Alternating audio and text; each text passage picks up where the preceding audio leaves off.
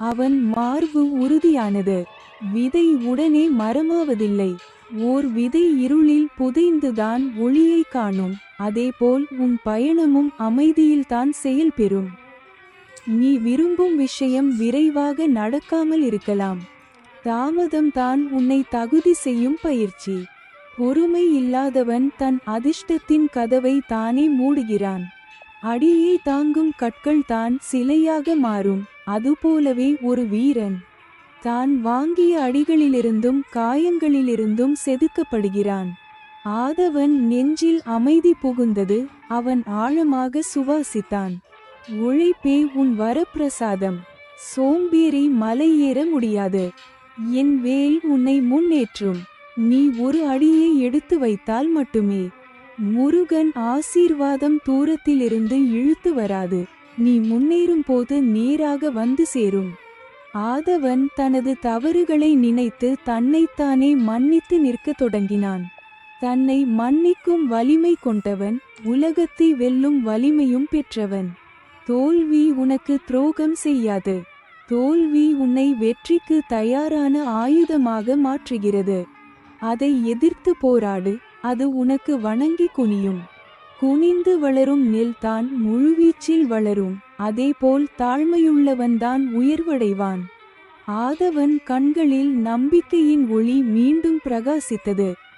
ஒளி வெளியில் இருந்து வராது, உள்ளிருந்து விழிக்க வேண்டும். அன்புள்ளவன் வலிமை உள்ளவன். மனிதர்கள் காயப்படுத்தலாம், ஆனால் அன்பு உன்னை காக்கும்.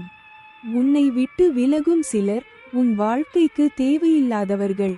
சுத்தமான பாதை எப்போதும் கூட்டம் நிறைந்திருக்காது.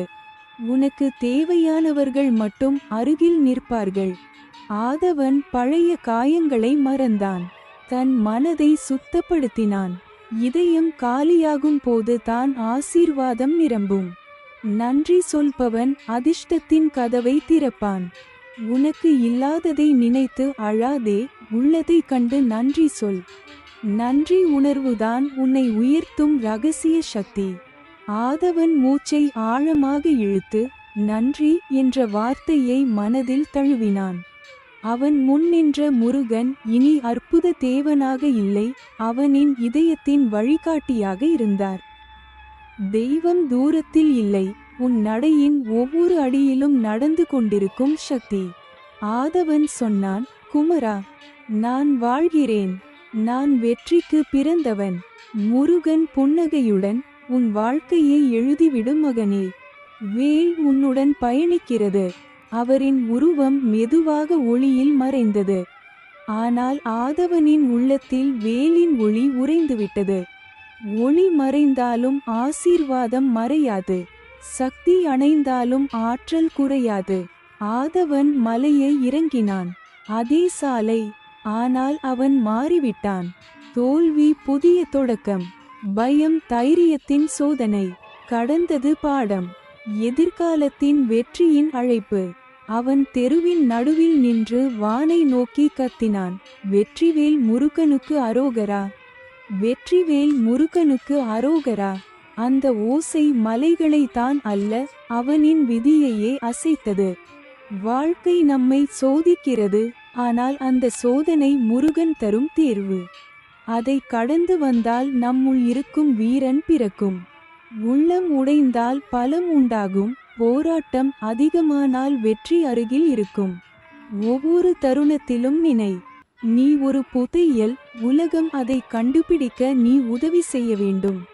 உன்னில் மறைந்து இருக்கும் பிரகாசம் ஒரு நாள் உலகத்தை கண் மூட வைக்கும். இடறினாலும் இறங்காதே, அழுதாலும் தளர்ந்து விடாதே.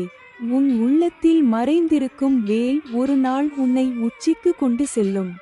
வேல் வழி தவறாது, அதை பிடித்தவன் என்றும் வீழ்வதில்லை. வெற்றிவேல் முருகனுக்கு அரோகரா, வெற்றிவேல் முருகனுக்கு அரோகரா.